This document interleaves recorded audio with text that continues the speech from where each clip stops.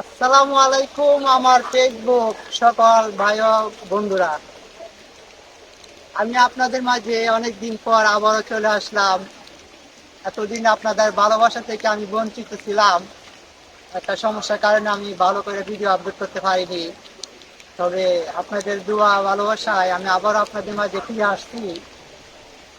আমি আপনাদেরকে একটা তথ্য দেওয়ার জন্য আমি ভিডিওতে আসলাম যে আপনারা যারা ফেসবুক পেজে এবং ফেসবুক প্রোফাইলে যারা কাজ করেন তাদেরকে আমি একটা সতর্ক জানানোর জন্য আসছি।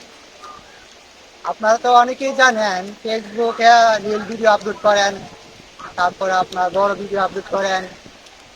হ্যাঁ, আপনি অবশ্যই রিল ভিডিও আপলোড করবেন এবং আপনি কোনো ভিডিওতে আপনারা মিউজিক দিবেন না।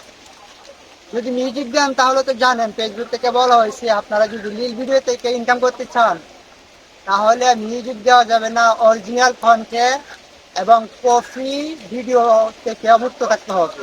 যদি কারো কপি ভিডিও করেন সেটাও আপনার ফেসবুক রিল থেকে আপনাকে টাকা ইনকাম দিবে না। আপনার অবশ্যই অরিজিনাল কন্টেন্ট তৈরি করতে হবে এবং রিল ভিডিও হাই কোয়ালিটি হতে হবে। আপনারা আমাকে অনেকে কমেন্ট বা প্রশ্ন করতে পারেন যে আপনার ভিডিও তো হাই কোয়ালিটি হয় না। আসলে ভাই, হাই কোয়ালিটি হয় না অবশ্য, কিন্তু আমার এই হতাশা হতে হবে না। আমার ধৈর্য ধরে ফেসবুকে কাজ করতে হবে। একদিন আস্তে আস্তে একদিন আপনারও সাফল্য হবে। যেমনটা আমি বলছিলাম, আপনি যখন এই ফেসবুকে মিউজিক দেন তখন কিন্তু মিউজিকের কারণে আপনার এই কপিরাইট চলে আসবে। আর কপিরাইট আসলে আপনি এত সহজে কপিরাইট শেষ করতে পারবেন না। যেহেতু ফেসবুক থেকে বলা হয়েছে কোনো মিউজিক রিল ভিডিওতে দেওয়া যাবে না, 100% বলে দেওয়া হয়েছে হাই কোয়ালিটি ভিডিও হতে হবে।